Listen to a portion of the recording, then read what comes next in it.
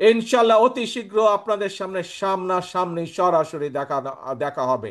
এইভাবে বিচার ব্যবস্থার জটিলতার কারণে, দীর্ঘসূত্রিতার কারণে বছরের পর বছর সাধারণ মানুষকে কোর্টের বারান্দায় ঘুরতে হয়।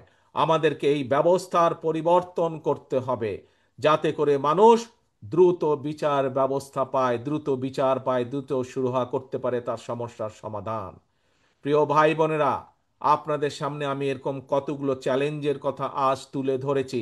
এরকম আরো বহু চ্যালেঞ্জ আছে আমাদের। এই চ্যালেঞ্জগুলো আমাদেরকে মোকাবেলা করতে হবে। কৃষির চ্যালেঞ্জ আছে, কৃষকদেরকে সঠিক সময় বীজের ব্যবস্থা করতে হবে, কৃষকদেরকে সঠিক সময়ে আমাদের সার পৌঁছাতে হবে, কৃষি উৎপাদন আমাদেরকে বাড়াতে হবে। আবার একই সাথে খেয়াল রাখতে হবে মানুষ যাতে স্বল্প মূল্যে কৃষি পণ্য পায়, কিন্তু একই সাথে আবার কৃষকও যাতে তার উৎপাদিত দ্রব্যের সঠিক মূল্য পায়।